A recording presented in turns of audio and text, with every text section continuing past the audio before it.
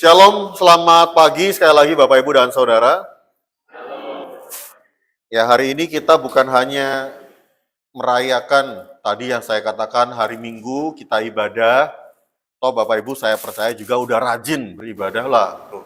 Langsung karena saya bicara perayaan langsung muncul ya. Ada konsumsinya Bapak Ibu dalam bentuk gambar. Tapi kita tadi boleh berjumpa kembali. Saya senang bisa ketemu Bapak Ibu lagi di GKI Mangga Besar. Karena kalau setelah di Mangga Besar pasti ada banyak pilihan makanan yang bisa kita kunjungi gitu Bapak Ibu ya. Juga kemudian hari ini ada pertukaran penatua dari GKI Citra. Jadi kita boleh merayakan kebersamaan sebagai keluarga Tuhan pada hari ini Minggu 22 Februari 2025. Nah bicara soal perayaan tadi, bicara soal sukacita, nah ini kemudian ada makanan sejuta umat apalagi buat yang muda-muda gitu ya. Dia penolong kapanpun, dimanapun, dan untuk situasi apapun. Titik-titik seleraku, gitu ya. Silakan Bapak Ibu. Oke, tapi kalau melihat gambar ini, kira-kira apa yang Bapak Ibu bisa tanggapi? Responnya apa? Udah pada sarapan belum Bapak Ibu? Sama, saya juga belum. Apa Bapak Ibu? Ya bahan dasarnya mie. Walaupun memang instan ya, nggak baik, jangan banyak-banyak ya. Anak-anak nggak boleh banyak makan mie instan. Ada banyak mie yang enak yang lain gitu ya, di Jakarta. Tapi apa yang menarik dari gambar ini yang membuat mie itu, bahkan ini mie instan, itu menjadi kemudian laris dan semakin laris, Bapak Ibu. Toppingnya betul ya, gambarnya tuh menggugah selera. Padahal kalau kemudian kita makan, ya paling telur oke lah ya, masih bisa, tapi ada ayam kah di situ kadang? Ya kalau semalam atau kemarin ada ayam cemplungin bisa gitu ya tambahin. Atau habis selesai persekutuan di gereja, wah ada ayam gitu ya, nasi kotak, oke saya tambahin buat mie saya. Tomat Bapak Ibu, masih sempat ngiris tomat? Enggak, namanya juga instan gitu ya. Ini gambarnya ini bohong banget gitu. Instan tuh kan paling cepet, terus udah langsung makan, kenyang, ya karena memang tepung saja Bapak Ibu itu ya, cukup. Apalagi udang, 2 biji, ya nggak bisa beli di pasar minimal berapa Ibu-Ibu? Seprapat itu udah berapa itu ya, harganya segala macam. Kenapa jadi ngomongin harga saya? Tapi ini gambaran bahwa sesuatu yang spesial. Lebih dari biasa itu, sebagaimana tema kita hari ini, selalu konotasinya adalah sesuatu yang spesial, Bapak Ibu. Dan Tuhan pengen juga kita jadi orang-orang yang spesial. Bukan orang-orang yang instan. Walaupun memang nggak mudah. Dan di zaman sekarang bukan cuma spesial yang menarik, yang penting gitu ya. Tetapi zaman sekarang lebih lagi yang viral. Wah kalau udah viral, wah itu pasti diomongin di mana-mana. Yang pasti kemudian jadi pusat perhatian. Seringkali dunia mengajarkan demikian. Ya, dengan gaya instan ini Bapak Ibu. Tapi lebih dari biasa, yang spesial yang Tuhan inginkan bagi Bapak Ibu dan saya, itu berbeda Bapak Ibu. Saya mencetnya ke mana ini?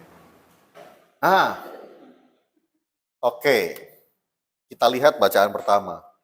Yusuf, saya tambahin, bin Yakub, biar ingat ya, Yusuf itu anaknya siapa? Anaknya Yakub. Nah kalau Yakub anaknya siapa Bapak Ibu? Ishak. Ishak anaknya Abraham. Nah, ini masih keturunan keempat dari terah Abraham. Berarti ketiga ya. Ya ini Abrahamnya, Ishak, Yakub, Yusuf. Keturunan ketiga. Masih dekat Bapak Ibu, belum keturunan ketujuh gitu ya, udah jauh.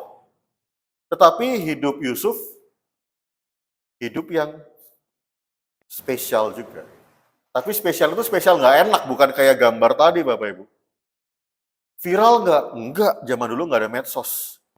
Tetapi lebih daripada itu, kalau saya sengaja pakai bahasa zaman sekarang, Yusuf itu korban, bully gitu ya. Dia spesial, dia dikasihi oleh bapaknya, tapi oleh karena kondisi itu dia dibenci sama saudara-saudaranya. Bahkan kalau zaman kita sekarang mungkin dibully itu oleh teman-teman kita, oleh orang sekitar kita, anak-anak sekolah juga dibully sama temennya. Itu kata dunia ini biasa, tapi kata Tuhan memang nggak biasa, nggak boleh Bapak Ibu ya. Tapi ini lebih nggak biasa lagi, Yusuf itu dibully, dibenci sama saudaranya sendiri, sekeluarga. Walaupun mungkin memang beda ibu gitu ya, tetapi toh mereka satu bapak, satu garis keturunan Bapak Ibu dan Saudara, tetapi ternyata hidup Yusuf spesial, tapi yang nggak enak. Nggak kayak gambar yang pertama. Spesial bukan yang kita harapkan. Spesial menjadi sesuatu yang justru berat. Apakah ini yang Tuhan inginkan untuk kita menjadi anak-anaknya yang spesial? Tapi dalam bacaan kita yang pertama, boleh Bapak Ibu Alkitabnya dibuka lagi. Saya mau mulai dengan ayat terakhir tadi di ayat 15 Bapak Ibu dari Kejadian 45. Yusuf mencium semua saudaranya itu dengan mesra, ia menangis sambil memeluk mereka, dan sesudah itu barulah saudara-saudaranya bercakap-cakap dengan dia. Bayangin Bapak Ibu, kalau kita udah dijahatin, bahkan sama orang deket kita, kalaupun nggak harus kemudian saya manas-manasin, oh inget ya saudara Bapak Ibu, nih oma, opa ya, inget tuh nggak dulu adiknya kurang ajar banget gitu ya.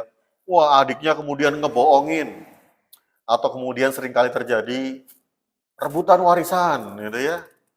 Jadi akhirnya timbul luka di dalam keluarga. Tapi saya nggak harus ngomongin itu, nanti nggak enak. Kita sadar bahwa kita jadi anak Tuhan, kita hidup spesial, mau nurut sama Tuhan, dibenci, dibilang kamu sok suci, dan lain sebagainya. Tapi rasa sakit hati itu Bapak Ibu, apalagi kalau kemudian pakai bahasa zaman sekarang, dibully, bisa nggak kita tetap mengasihi? Bahkan dikatakan mencium mereka, memeluk mereka. Boro-boro Pak, ngelihat mukanya aja udah sebel gitu ya. Pingin saya bales, pingin saya kata-katain, pingin saya maki-maki. Kalau bisa juga saya berdoa dalam nama Tuhan supaya dia dihakimi, supaya dia dihukum, supaya hidupnya berat 7 turunan. Waduh, luar biasa Bapak ya. Hati-hati, doa orang percaya besar kuasanya, tapi bisa balik lagi, besar buat dirinya. Jangan Bapak Ibu, itu nanti endingnya ngomong itu.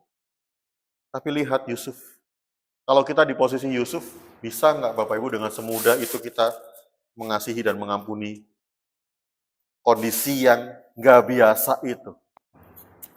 Kita lihat lagi bacaan yang pertama tadi, ketika Yusuf mengatakan, ayat ke-8 Bapak Ibu. Ingat 8 angka bagus gitu Bapak Ibu ya. Ingat ayatnya, 45 ayat 8. Jadi bukan kamu yang menyuruh aku ke sini, padahal kan Yusuf dibuang sama saudara-saudaranya, sama kokoh-kokohnya, sama abang-abangnya. Tetapi dia bilang, bukan kamu kok. Hebat loh Bapak Ibu. Kacamatanya tuh bisa ganti. Kalau kita kan udah, yang kita inget nih, omongannya itu nggak pernah dilupain. Oke Pak, saya mengampuni tapi saya nggak melupakan. Gitu ya. Saya ingat betul ya kamu pernah ngomong ini. Saya hafal betul perlakuan kamu yang begitu menyakitkan buat saya. Tapi Yusuf bilang bukan kamu, tetapi Allah.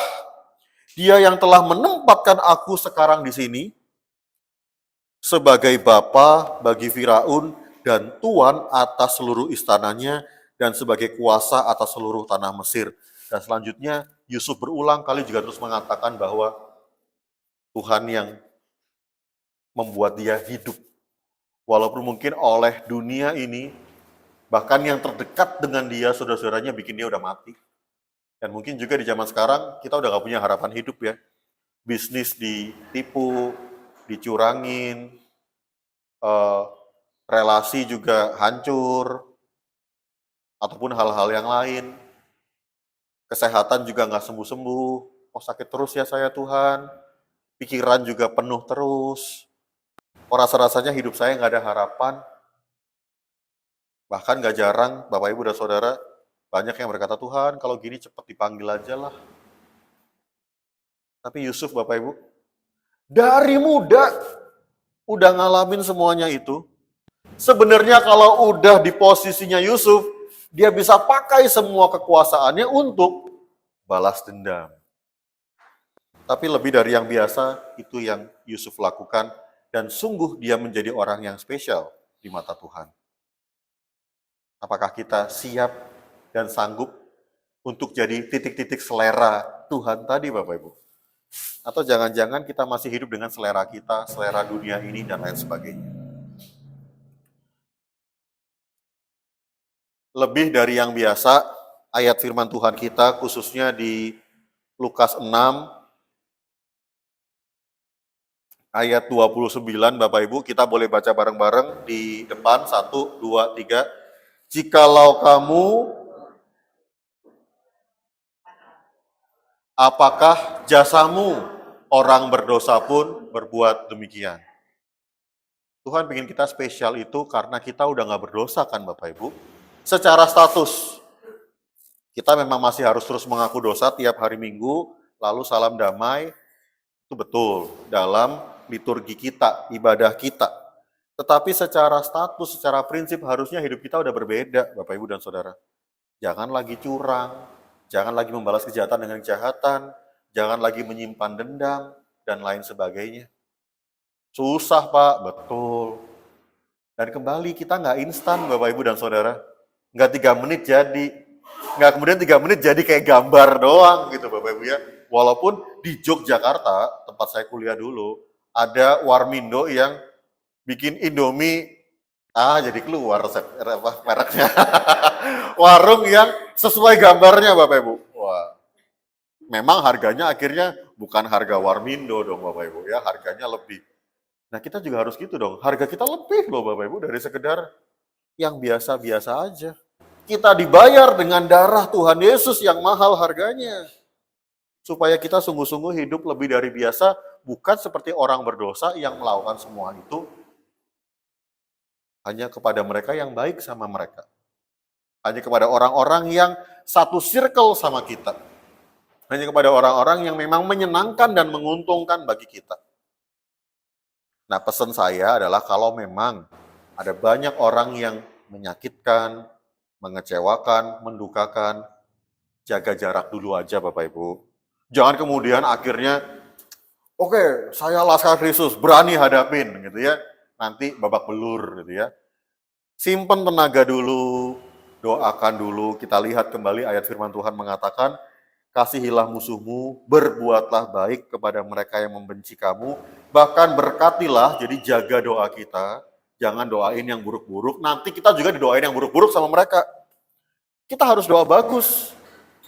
Ada yang mengatakan sama saya juga, ini ya orang yang masih, bukan kepercayaan kita Bapak Ibu ya, sering loh ada orang tuh kirim doa, tapi sama orang yang imannya kuat, yang dekat sama Tuhan, doanya mental.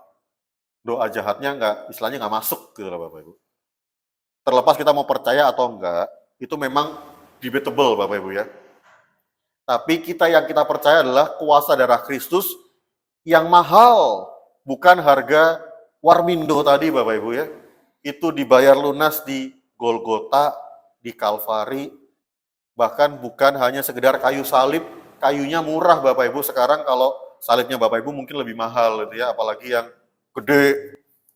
Nah, saya ingat nih, ini saya bawa salib juga Bapak Ibu ya. Tapi ini mah murah Bapak Ibu gitu ya. Bahannya cuma aluminium gitu. Coba kalau emas itu. Tapi salibnya Tuhan Yesus murah, cuman kayu. Tapi yang tergantung di atas kayu salib itu yang nggak bisa dibeli dengan apapun. Bahkan Tuhan Yesus di atas kayu salib berkata apa? Ampunilah mereka. Jadi Tuhan Yesus nggak cuma sekedar ngomong, nggak cuma sekedar action, atau supaya viral, tapi Tuhan menunjukkan jalan yang lebih dari yang mungkin biasa, bahkan biasanya ini kemudian bisa kita kaitkan apa yang biasa dunia lakukan. Apa yang biasa dunia ciptakan, yaitu kalau lu disakitin, bales. Kalau kamu dikhianatin, bikin yang lebih jahat supaya mereka lebih merasakan kesakitan dan derita itu, dan lain sebagainya Bapak Ibu. Tetapi Tuhan bilang, berkatilah. Saya juga jadi ingat satu kalimat demikian Bapak Ibu. Biasanya di hari ini kita membenarkan hal-hal yang biasa. Contohnya, ya udahlah buang sampah sembarangan gak ada yang lihat. Ya udahlah nyerobot aja orang sana jalanan kosong misalnya gitu Bapak Ibu ya, ataupun antrian dan lain sebagainya. Udahlah cincailah, udah teman sendiri, udah langganan lama. Biasa itu semua Bapak Ibu. Membenarkan hal-hal yang biasa. Tapi Tuhan gak pengen kayak gitu Bapak Ibu. Justru kita harus membiasakan hal-hal yang benar. Dalam Tuhan tentunya. Susah? Betul susah. Tapi gimana caranya? Yuk kita terus melekat bersama dengan Tuhan. Buktinya apa? Kalau Bapak Ibu kemudian udah kenal satu dengan yang lain. Atau dengan pasangan Bapak Ibu. Dengan semua kelebihan dan kekurangan masing-masing ya. Udah tahu nih misalnya gitu ya. Udah tahu saya nggak suka misalnya sepatu digeletakin gitu aja. Atau bapak-bapak ini suka nih ya problem handuk basah, nah, gitu kan. Atau yang lain sebagainya, Bapak. Tapi kan udah kenal. Nah sebaliknya, Bapak udah kenal istrinya nggak suka, ya jangan diulangi terus-terusan. Ibu juga udah kenal lakinya begitu, jangan marah-marah terus hanya karena handuk dan lain sebagainya. Yuk dibangun relasi yang lebih baik. Tapi prinsipnya kan semakin kita hidup bersama, semakin lama, nggak perlu banyak omong, udah saling tahu, udah saling kenal. Bahkan sama anak juga, apalagi anak itu kan darah daging Bapak Ibu, darah, gen, sifat, semua nurun. Jadi sebenarnya tahu, nih anak-anak muda juga kadang kita nyembunyiin sesuatu dari orang tua, cepat atau lambat pasti ketahuan. Mereka pernah muda juga gitu ya. Tapi intinya apa? Kita anak Tuhan. Kita harus kenal Bapak kita. Dan Tuhan sebenarnya juga kenal Bapak Ibu dan saya. Maka kemudian Bapak Ibu dan Saudara, saya nggak akan banyak bicara yang nanti tentang menampar pipi kiri, berikan pipimu yang satunya, jubahmu, bajumu. Itu saya rasa nanti bisa direnungkan di persekutuan tengah minggu ya Bapak Ibu. Nanti bagiannya Pak Nanang. Saya yang biasa-biasa dulu deh, yang umumnya dulu nih ya, prinsipnya dulu, nanti yang lebih luar biasa lagi, nantikan di hari apa Bapak Ibu? Selasa ya, harus datang juga Bapak Ibu ya. Kalau biasanya udahlah saya jaga toko aja, udah saya di rumah aja, udahlah rebahan aja, coba biasakan, nah yang besok ini dulu datang, supaya ini aturannya Tuhan susah nih. Berilah pipimu yang satu, berilah jubahmu, juga bajumu, dan seterusnya, supaya dikatakan orang berdosa memberi pinjaman, apalagi bicara pinjaman Bapak Ibu ya, jangan menerima kembali dengan lebih banyak, apalagi, ya selesai saja. Apalagi kita kemudian mencari untung kepada sesama kita. Kita semua harganya sama di hadapan Tuhan. Nah, yang mau saya jelaskan dalam kesempatan di minggu ini, lebih dari yang biasa ini, Tuhan memberikan kepada kita the golden rule, Bapak Ibu. Aturan Kristus, ini bagian dari khotbah Tuhan Yesus di Lukas 6 atau Matius 5, Bapak Ibu dan Saudara, dan orang menyebutkan itu the golden rule.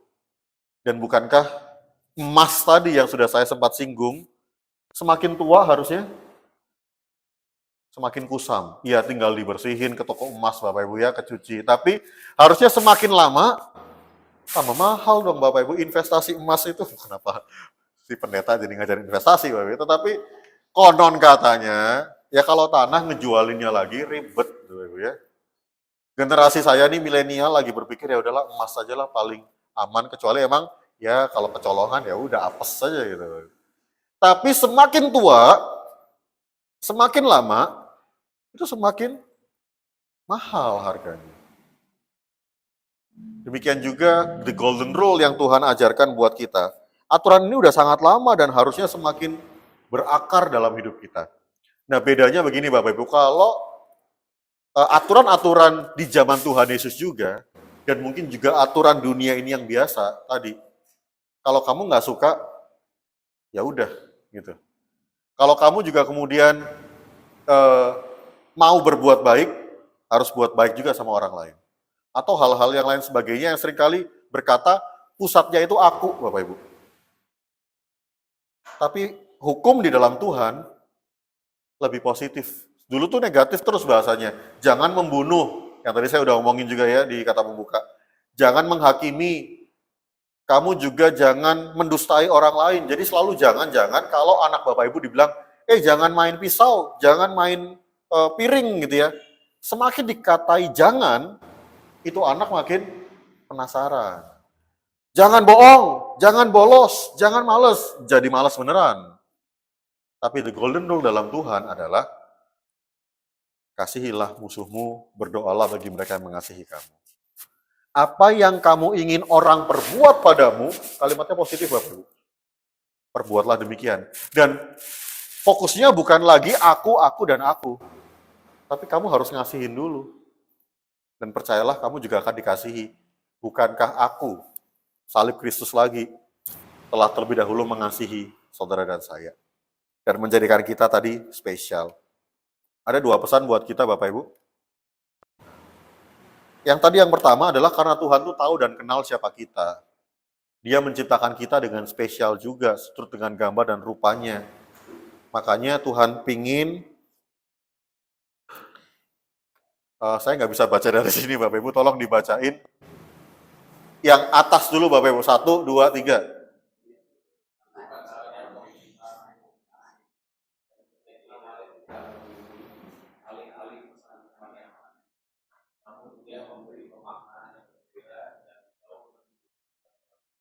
Nah, Tuhan tuh nggak cuma ngasih pesan, bahkan kita ingat kan, hukum kasih, kasihilah Tuhan Allahmu, dan kasihilah sesamamu. Tapi Tuhan membuktikan itu semua. Bahkan bukan cuma Tuhan tahu, Tuhan kenal siapa kita, dan Tuhan ciptakan Bapak Ibu dan saya spesial, walaupun kita udah berdosa, dikatakan dalam bacaan kedua juga tadi, Adam yang pertama, tetapi di dalam Kristus kita diperbaharui, kita diberi kesempatan, bahkan anugerah, sehingga Tuhan mau. Tuhan yakin Bapak Ibu bisa melakukan segala sesuatu yang lebih dari yang biasa. Bahkan tadi kalau mau dibaca lagi nanti di bacaan kedua setelah pulang gereja Bapak Ibu ya, lain daripada yang lain. Bukan cuma jadi orang nyentrik Bapak Ibu ya, bukan cuma jadi orang yang akhirnya aneh, tapi justru memang kita harus berbeda dari dunia ini, kita harus memancarkan terang cinta Tuhan. Dan yang penting di sini bukan hanya sekedar viral tadi, atau spesial, pakai telur, pakai ayam, dan lain sebagainya, tetapi rasa dalam kehidupan Bapak Ibu dan saya. Mungkin tampilannya biasa, tapi rasanya luar biasa. Bukankah di zaman sekarang kadang yang viral-viral tuh nggak semuanya enak Bapak Ibu? Apalagi kalau udah mulai rame, yang menyiapkan tuh udah bingung gitu ya. Namanya juga orang kerja. Tapi bukankah Bapak Ibu, apalagi orang-orang Mangga Besar ini tahu ayam yang paling enak di mana, mie yang paling kenyal di mana. Karena rasa dan kualitasnya itu bertahan. Sama dengan iman kita, dengan the golden rule ini. Jadi sekalipun hidup kita sederhana, lebih baik sederhana. Nggak harus lebih dari yang biasa tuh kita jadi nyentrik tadi, kita jadi aneh, dan kita tidak menjadi diri kita. Tapi tetaplah menjadi diri sendiri di dalam ciptaan Tuhan, karena Dia mengenal Bapak Ibu dan saya, Dia mengasihi kita, dan Dia terus memberkati kita dengan cintanya. Yang penting, sekalipun kita terlihat biasa, namun hidup kita bisa terasa. Semoga Tuhan menolong kita, memberkati kita, dan terus memampukan kita untuk menghidupi cintanya yang juga lebih dari biasa. Amin.